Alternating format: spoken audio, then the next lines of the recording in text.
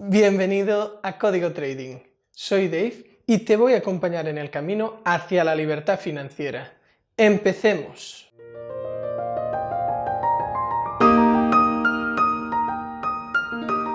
En esta quinta lección aprenderás a hacer siempre lo mismo.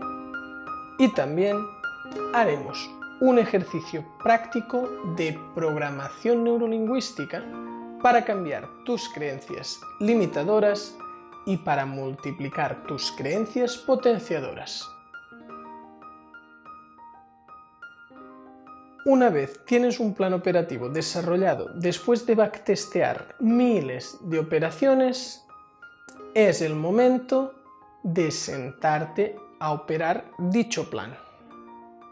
En este punto, lo más difícil es seguir el plan operativo de forma rígida y hacer siempre lo mismo, sin dejarse influir por las emociones. Como ya te dije, locura es hacer siempre lo mismo una vez tras otra y esperar resultados diferentes. Pero en este caso, es igual de locura cambiar las cosas una vez tras otra y esperar los mismos resultados que el backtest. Si en el backtest eres rígido y en la cuenta real eres flexible, nunca coincidirán los dos resultados. Es algo que parece lógico cuando tienes un gran backtest de una estrategia y esperas que la rentabilidad y el drawdown sea igual. En ese caso, para que siempre sea igual, tienes que hacer siempre lo mismo para conseguir que el resultado del backtest se plasme en la cuenta real. Resulta que esta es la parte más difícil del trading y la que lleva más tiempo. Aprender lenguaje del precio es relativamente fácil. En unos meses se puede obtener una buena base. Aprender trading cuantitativo para realizar un backtest y sacar una estrategia rentable con los resultados también es relativamente fácil y en unos meses se puede lograr. Pero una vez tienes ese plan operativo, aplicarlo día a día de forma rígida es la parte que lleva más tiempo. Por lo que he visto en mis alumnos, se acostumbra a tardar un mínimo de un año. Eso no significa que se pierda dinero durante todo ese año, simplemente que el resultado del backtest es mejor que el de la operativa durante todo ese año.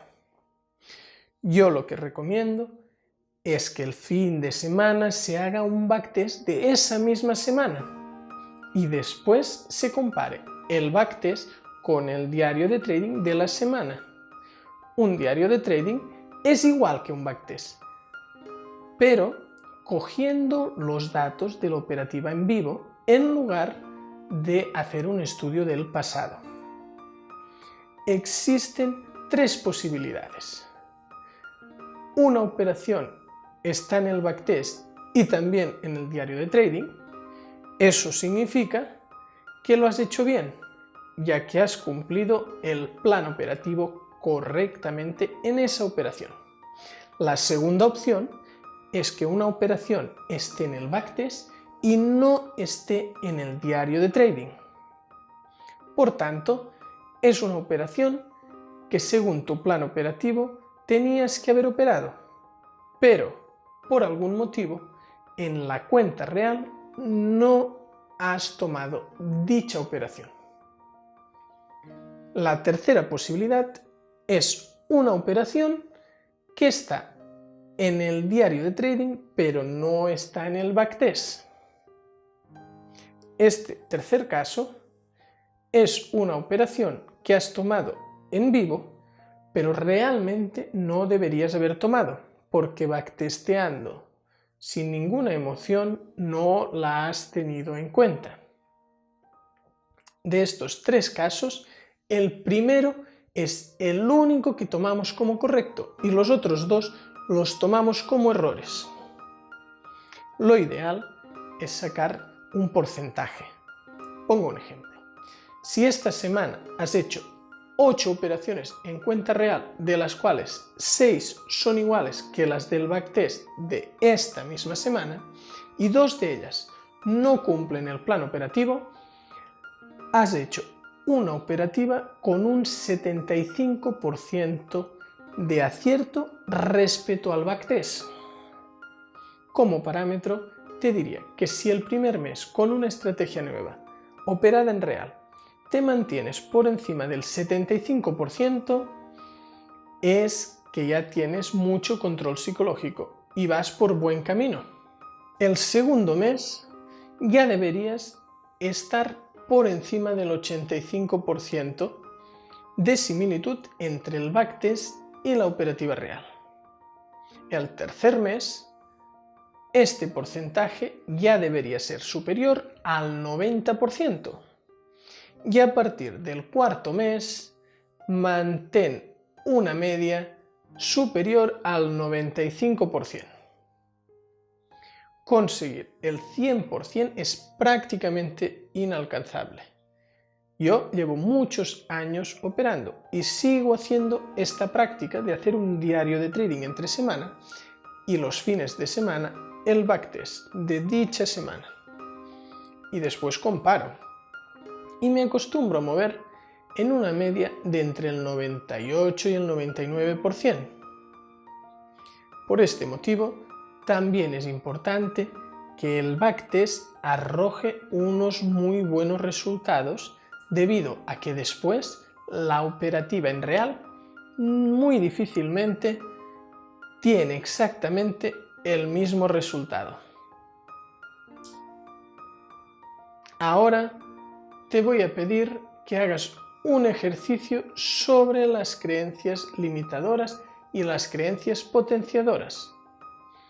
Lo primero que tienes que hacer es coger un papel y un bolígrafo. Si no tienes, pausa el vídeo, cógelo y vuelve a activarlo. Escribe el siguiente título, como en el ejemplo: creencias limitadoras y miedos. Y debajo del título escribes este enunciado. Escribe creencias que te pueden impedir convertirte en un trader profesional y conseguir la libertad financiera. Ahora es momento que dediques unos minutos a escribir la lista de creencias limitadoras y miedos que te pueden suponer un obstáculo para tener éxito en el trading.